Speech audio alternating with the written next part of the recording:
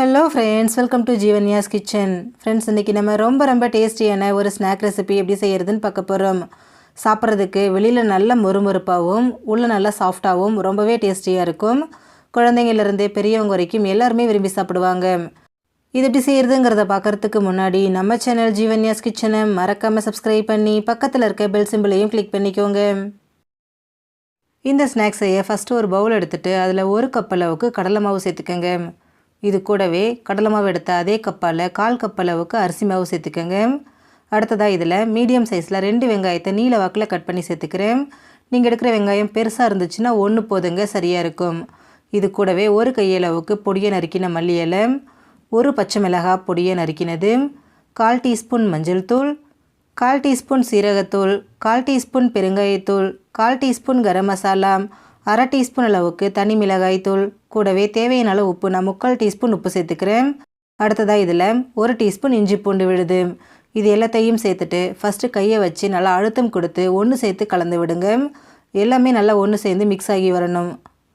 பாருங்கள், எல்லாமே நல்லா ஒன்று சேர்ந்து வந்திருக்கு. இப்போ இதில் தண்ணி சேர்த்துக்கலாம். தண்ணி ஒரேடியாக சேர்க்க வேண்டாங்க, கொஞ்சம் கொஞ்சமாக தண்ணி சேர்த்துட்டு இது நல்லா கொஞ்சம் திக்காக பிசைஞ்சு எடுத்துக்கோங்க. நம்ம போண்டாவுக்கு மாவு மிக்ஸ் பண்ணுவோம் இல்லைங்களா, அந்த பக்குவத்துக்கு மிக்ஸ் பண்ணினா நமக்கு சரியாக இருக்கும். பாருங்கள், கொஞ்சம் கொஞ்சமாக சேர்த்து கலந்துக்கோங்க. பாருங்கள், இந்த பக்குவத்துக்கு இருக்கணும். ரொம்ப தண்ணியாகவும் இல்லாமல் ரொம்ப கெட்டியாகவும் இல்லாமல் இந்த பக்குவத்துக்கு மாவை கரைச்சி எடுத்துக்கோங்க. இப்போ மேல் மாவு ரெடி ஆகிடுச்சு. அடுத்ததாக பாருங்கள், நான் பிரெட் ஸ்லைஸ் எடுத்திருக்கேன். இப்போ இதை கட் பண்ணி எடுத்துக்கலாங்க. நான் இன்றைக்கி இதை ட்ரையாங்கிள் ஷேப்புக்கு கட் பண்ணி எடுத்துக்கிறேன். நீங்கள் இதை 2 பீஸாகவும் கட் பண்ணிக்கலாம். அப்படி இல்லைனா ஒரு பிரெட் ஸ்லைஸை 4 பீஸாகவும் கட் பண்ணி எடுத்துக்கலாங்க. உங்களுக்கு என்ன ஷேப் என்ன சைஸ் வேணுமோ அதுக்கு தகுந்த மாதிரி நீங்கள் கட் பண்ணிக்கோங்க. இந்த ஷேப்பில் தான் கட் பண்ணணும் அப்படிங்கிற கட்டாயம் எதுவும் கிடையாது. எல்லாத்தையும் கட் பண்ணினதுக்கப்புறமா நம்ம ரெடி பண்ணி வச்சுருக்கோம் இல்லைங்களா மசாலா, அதிலேருந்து கொஞ்சமாக எடுத்து இந்த ப்ரெட் மேலே வச்சுக்கோங்க. வச்சுட்டு இதை ஃபுல்லாக அப்ளை பண்ணிக்கோங்க. இந்த மாவு ரொம்ப திக்காக இருந்தாலும் அப்ளை பண்ணுறதுக்கு வராதுங்க, ரொம்ப தண்ணியாக இருந்தாலும் அப்ளை பண்ணும்போது ஒழுகும். அதனால் மீடியமான கன்சிஸ்டன்சிக்கு இதை கலந்துக்கோங்க. பாருங்கள், ஒரு பக்கம் ஃபுல்லாக அப்ளை பண்ணியாச்சு. இப்போ ப்ரெட்டை திருப்பிட்டு அதோட இன்னொரு பக்கத்துலேயும் இதே மாதிரியே மசாலாவை அப்ளை பண்ணிக்கோங்க.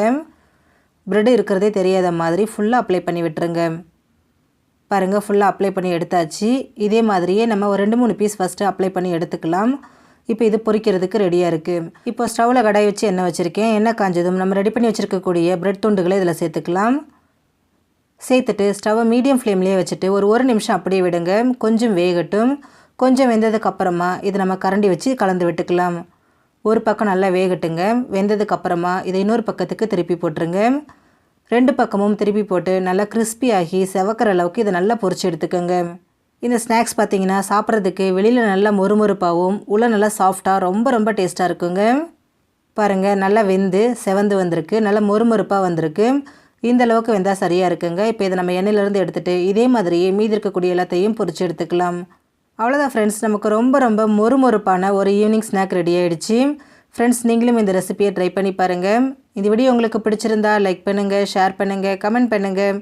ஜீவன்யாஸ் கிச்சனை சப்ஸ்கிரைப் பண்ணி பக்கத்தில் இருக்க பெல் சிம்பிளையும் கிளிக் பண்ணிக்கோங்க. அப்போ தான் நான் போடுற வீடியோஸோட நோட்டிஃபிகேஷன்ஸ் உடனுக்குடனே உங்களுக்கு வரும். தேங்க்யூ.